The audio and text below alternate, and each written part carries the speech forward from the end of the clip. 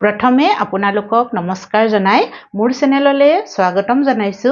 লগতে ভোগালী বিহুৰ মাঘ বিহুৰ আন্তৰিক শুভেচ্ছা আপোনালোক সকলোলৈকে জ্ঞাপন কৰিছো। আশা কৰো ভোগালী বিহু সকলোৰ মাজলৈ সুখ আৰু আনন্দ কঢ়িয়াই আনক। সকলোৰে হাঁহিৰে সুখেৰে আনন্দৰে দিনবোৰ পাৰ কৰক। আজি মই আপোনালোকৰ মাজলৈ বহুত ধুনীয়া ৰেচিপি এটা লৈ আহিছো। পিঠা ৰেচিপি হয়। এয়া দেখিছেনে? এইটো হৈছে নিমখীয়া পিঠা আৰু এই পিঠাটো মই বৰা চাউলৰে বনাইছো। বৰা চাউলৰ লগত অকনমান চফ আৰু কালজিৰা দি বনাইছো। এনেধৰণে পিঠাটো বনালে খাবলৈ বহুতো সোৱাদ লাগে আৰু বাহিৰখন একদম মচমচীয়া হৈ থাকে। এয়া দেখিছেনে? একদম মচমচীয়া আৰু ভিতৰখন একেবাৰে কোমল। বৰা চাউলৰ যদিও আঠা আছে কিন্তু একেবাৰে আঠা থকা যেন নালাগে। খাবলৈ বহুত সোৱাদ লগা হয় আৰু মিঠা পিঠাতকৈ এই পিঠাটো খাবলৈ বেছিহে সোৱাদ লগা হয়। আৰু এতিয়া মই আপোনালোকৰ আগত এই পিঠাটো ভাঙি দেখুৱাও। এয়া দেখিছেনে? একেবাৰে লিকটীয়া হোৱা নাই, ধুনীয়াকে ভাং খাই গৈছে। এয়া দেখিছেনে আপোনালোকে? এয়া চাওক, একদম বাহিৰখন মচমচীয়া আৰু ভিতৰখন কোমল।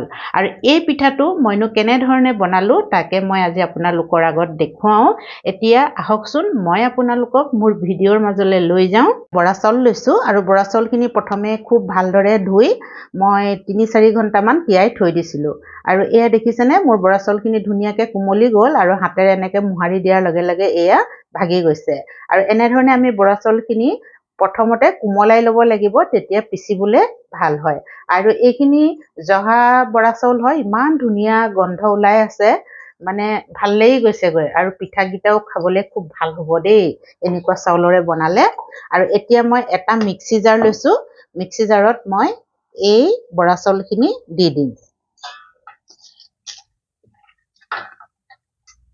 গোটেইখিনি বৰা চাউল মই মিক্সি জাৰটোত দি দিলো আৰু এতিয়া ইয়াতে পানী দিছো। পানী মই খুব কমকে দিছো, লাগিলে পিছত দিম। আৰু এইখিনি এতিয়া মই খুব মিহিকে পিচি ল'ম। চাউলখিনি পিচি আনিলো আৰু আপোনালোকক দেখুৱাইছো কিমান মিহিকে পিচিছো মই। এয়া দেখিছেনে? আমি এনেকে হাত লগাই দিলে একদম ক্ৰিমি। দেখিছেনে কিমান মিহি হৈছে? এনেদৰে মিহিকে আমি পিচি ল'ব লাগিব। আৰু অকনমান পনীয়া হৈছে। এয়া চাওকচোন, এনেকে দিলে একদম আঠা আঠা। এয়া দেখিছেনে? এনেদৰে আমি খুব মিহিকে পিচি ল'ব লাগিব, তেতিয়াহে আমাৰ পিঠাটো ভাল হ'ব আৰু কোমল হ'ব আৰু ধুনীয়াকে ফুলিব। এতিয়া এইখিনি মই এটা বাটিত উলিয়াই ল'ম। পিঠাগুড়িখিনি মই বাটিটোত উলিয়াই ল'লো। এইখিনি বৰা চাউলৰ হয় পিঠাগুড়ি আৰু ইয়াত মই ভাত খোৱা চাউল মিলোৱা নাছিলো। সেইকাৰণে মই এতিয়া ইয়াত অলপ ভাত খোৱা চাউলৰ এয়া পিঠাগুড়ি মিলাই দিম। আৰু এইখিনি পেকেটৰ পিঠাগুড়ি হয়। এয়া আৰু অকণমান আছে, অলপ অলপ কৰি মিলাই দিছো ধুনীয়াকে। এয়া আৰু এতিয়া মই এইখিনি বস্তু হাতেৰে মিলাম। হাতেৰে মিলালেহে ভাল হয়।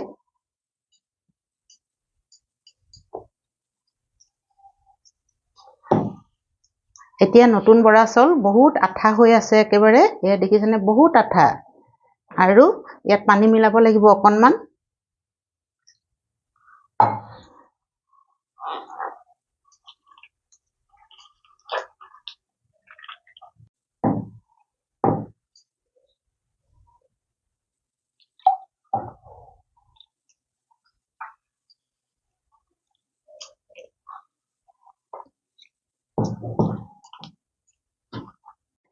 এয়া দেখিছেনে? পিঠাগুড়িখিনি একেবাৰে পাতল হৈ গৈছে ফিটোতে ফিটোতে। আৰু এতিয়া এই পিঠাগুড়িখিনি মই ঢাকি থৈ দিম কমেও ৩-৪ ঘণ্টা। তেতিয়াহে আমাৰ পিঠাগুড়িটো ধুনীয়াকে ফুলিব আৰু খাবলৈও ভাল হ'ব আৰু কোমল হ'ব। ৩-৪ ঘণ্টাৰ পিছত মই আপোনালোকক দেখুৱাম। পিঠাগুড়িখিনি মই খুব ভালদৰে ৩-৪ মিনিটমান এয়া ফিটি আছো। আৰু মোৰ ভাত খোৱা চাউলৰ পিঠাগুড়িখিনি যিহেতু পেকেটৰ পিঠাগুড়ি হয়, প্লেটখন আঁতৰাই চাওঁ কেনেকুৱা হৈছে। এয়া দেখিছেনে? আমাৰ পিঠাগুড়িখিনি ধুনীয়াকে ফুলি আছে।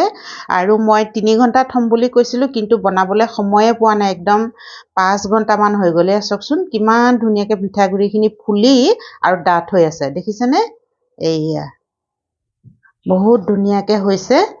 অকণমান বেছি সময় থ'লে ভালহে। আৰু এয়া বৰা চাউলৰ পিঠাগুড়ি হয়, একদম আঠাটো বহুত বেছি। নতুন বৰা চাউল আঠা বেছি থাকে। এয়া দেখিছেনে? অকণমান পানী দিবহে লাগিব। মই অকণমান পানী দি লওঁ ইয়াত। এতিয়া বহুত ডাঠ হৈছে। আৰু এতিয়া মই এইখিনি খুব ভালদৰে মিলাই দিম পিঠাগুড়িখিনি মই আকৌ এবাৰ খুব ভালদৰে মিলাই দিলোঁ পানী অকণমান দিব লগা হ'ল বহুত ডাঠ হৈ যোৱাৰ কাৰণে এয়া দেখিছেনে এতিয়া আমাৰ ধুনীয়াকৈ বেটাৰটো হৈ গৈছে আৰু মই আপোনালোকক দেখুৱাওঁ এয়া দেখিছেনে আমি এনেকৈ দিওঁ এটা ধুনীয়াকৈ এটা মানে মাজতে লাইন বহি গৈছে কিন্তু পিঠাগুড়িখিনি ইফাল সিফাল হোৱা নাই এনেদৰে আমি বেটাৰটো কৰি ল'ব লাগিব বহুত পাতল কৰিব নালাগে এইটো পিঠা বনাবৰ কাৰণে আৰু বহুত ডাঠ হ'লেও বেয়া এয়া দেখিছেনে মই ওপৰৰ পৰা দি দিছোঁ ধুনীয়াকৈ পৰি গৈছে এনেকুৱা হ'ব লাগিব এতিয়া আমি এইটো যিহেতু নিমখীয়া পিঠা বনাম সেইকাৰণে এয়া মই অকণমান নিমখ দিলোঁ আৰু লগতে দিছোঁ এয়া কেঁচা চপ দিলে পিঠাৰ সোৱাদটোৱে বহুত ভাল আহে আৰু লগতে দিম এয়া কালা জিৰা অকণমান দি দিলে পিঠাটোৰ সোৱাদ নিমখীয়া পিঠাটোৰ সোৱাদ বহুত ভাল আহিব সেইকাৰণে মই এইকেইটা বস্তু মিলাই দিলোঁ আৰু আপোনালোকে বাৰু নিমখীয়া পিঠা বনালে এনেদৰে জিৰা বা চফ বা কালজিৰা মিলাইনে মোক জনাবচোন মই মিলাওঁ খাবলৈ বহুত সোৱাদ লগা হয় এতিয়া মই ইয়াতে মিলাই দিম বেকিং পাউডাৰ এয়া বেকিং পাউডাৰ এচামুচেই হ'ব বা এচামুচতকৈ অকণমান কম হ'ব কাৰণ মোৰ পিঠাগুড়িও কমেই লৈছোঁ আৰু বেকিং পাউডাৰখিনি খুব ভাল ধৰণে মিলাই দিম এয়া যিহেতু বৰা চাউল বহুত আঠা অকণমান বেকিং পাউডাৰ নিদিলে হয়তো নুফুলিবও পাৰে সেইকাৰণে মই বেকিং পাউডাৰ অকণমান মিলাই দিলোঁ আৰু বেকিং পাউডাৰ মিলাই দিয়াৰ পিছত আৰু বেছি ঘুটি থাকিব নালাগে এয়া আমাৰ হৈ গ'ল এতিয়া আমি পিঠা বনাই দেখুৱাম আপোনালোকক গেছটো জ্বলাই মই কেৰাহী এখন পাতি দিছোঁ আৰু কেৰাহীখন গৰম হোৱাত এয়া মই ৰিফাইন তেল দিছোঁ মিঠাতেলো ব্যৱহাৰ কৰিব পাৰে কিন্তু মই মিঠাতেল দিয়া নাই ৰিফাইন তেলকে দিছোঁ আৰু তেলখিনি প্ৰথমতে মই খুব ভালদৰে গৰম কৰি ল'ম এয়া তেল গৰম হৈ গৈছে দেখিছেনে আৰু এতিয়া মই গেছৰ ফ্লেমটো মিডিয়াম কৰি দিছোঁ কাৰণ তেল বহুত গৰম কেৰাহী বহুত গৰম হৈ আছিলে সেইকাৰণে আৰু এতিয়া আমি পিঠাটো দি যাম আৰু পিঠাটো দিওঁতে অলপ এনেদৰে ঘুটি লৈছোঁ ভালকৈ দিবৰ সময়ত এনেকৈ ঘুটি ল'ব লাগে এয়া এটা এটা পিঠা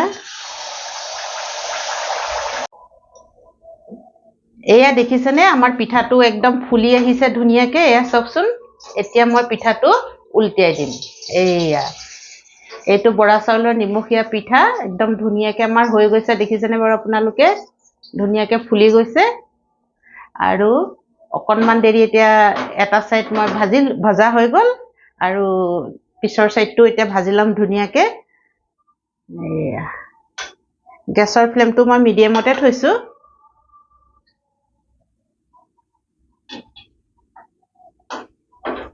এয়া আপোনালোকক দেখুৱাইছোঁ দুইটা ছাইড এয়া দেখিছেনে একদম ধুনীয়া হয় মোৰ মিঠা পিঠাতকৈ নিমখীয়া পিঠাটোহে খাবলৈ বেছি ভাল লাগে আৰু এইটো আমাৰ হৈ গ'ল এতিয়া মই এই তেলৰ পৰা উঠাই লৈছোঁ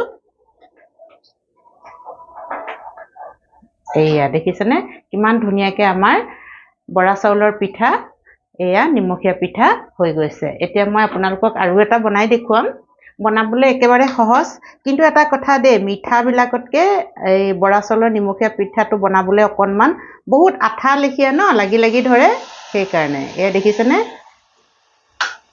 অকণমান ডাঙৰ ডাঙৰকৈ বনাই দিছোঁ আৰু মই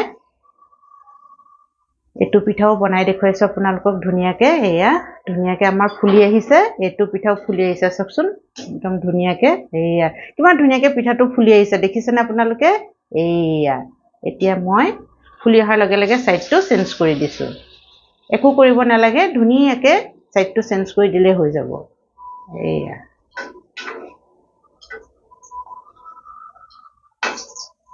একদম ধুনীয়াকৈ হৈ গৈছে চাহৰ লগত নিমখীয়া পিঠাটোহে খাই ভাল লাগে অকণমান আঠা লেখীয়া লাগে এইটো পিঠাও আমাৰ হৈ গৈছে এইটো মই এতিয়া তেলৰ পৰা উঠাই ল'ম ধুনীয়াকৈ